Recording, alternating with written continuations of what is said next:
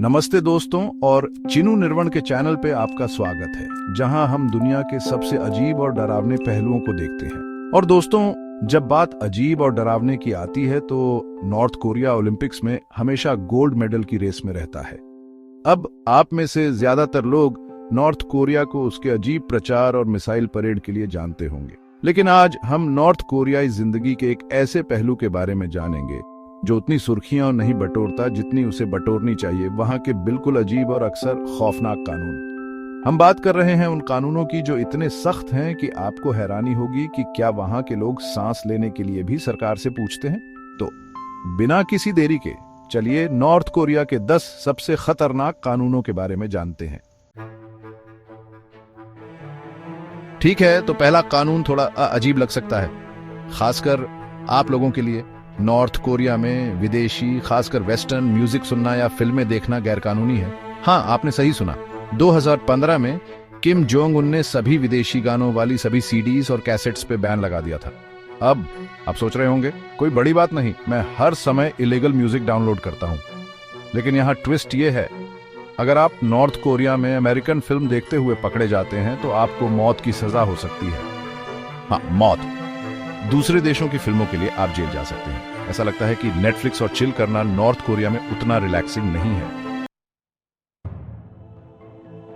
North Korea में अगला कानून हमारे बिना इजाजत कुछ भी नहीं वाले टॉपिक से जुड़ा है। बिना इजाजत के इंटरनेशनल कॉल करना बिल्कुल मना है, और जब मैं कहता हूं कि यह मना है तो मेरा मतलब है कि आपको इसके लिए मारा जा सकता है। 2008 में एक नॉर्थ कोरियाई आदमी को कई इंटरनेशनल कॉल्स करने के लिए मौत की सजा दी गई थी।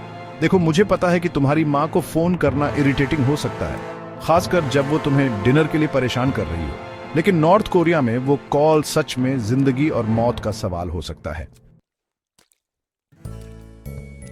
अब चलिए नॉर्थ कोरिया में जिंदगी के एक और मजेदार पहलू पर चलते हैं, सरकारी मीटिंग्स में आपका बिहेवियर। ऐसा लगता है कि किम जोंग उनके भाषणों के दौरान ऊँघना बहुत बड़ा गुनाह है।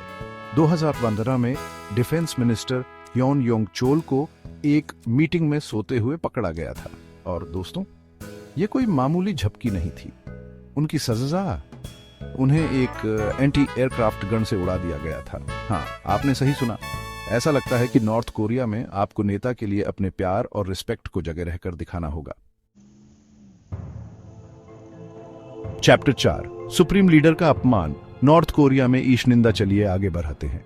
नॉर्थ कोरिया में किम जोंग उन या उनके परिवार के किसी भी मेंबर की थोड़ी सी भी बुराई करना ईश निंदा जैसा है, और मानो या ना मानो, ये एंटी एयरक्राफ्ट गन से उड़ा दिए जाने से भी बुरा हो सकता है। इस साल जनवरी में एक औरत को किम की फोटोज को आग से बचाने की बजाय अपने बच्चों को बचाने के लिए जेल भेज दिया गया था। मुझे लगता है कि ये कहना सही होगा कि नॉर्थ कोरिया में फैमिली वैल्यूज का एक अलग मतलब है। चैप्टर 5, लेडीज, स्टीयरिंग व्हील से दूर रहो।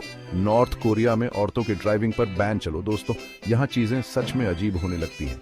नॉर्थ कोरिया में औरतों को कार चलाने की इजाजत नहीं है। हाँ, आपने फिर सही सुना, बस पुरुषों के पास ही ड्राइविंग स्किल्स होते हैं।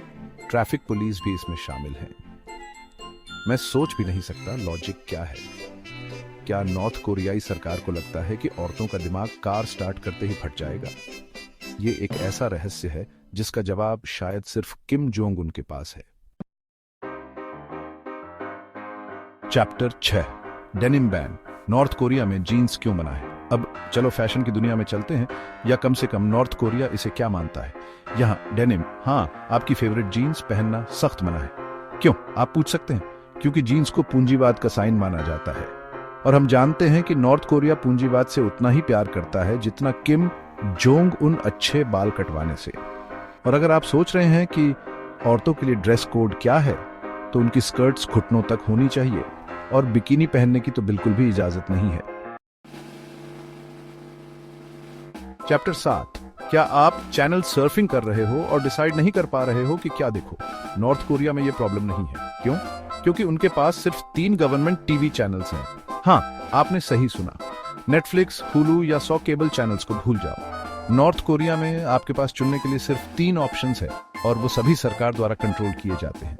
मुझे लगता है कि रिमोट के लिए झगड़ा इतना इंटेंस नहीं होगा।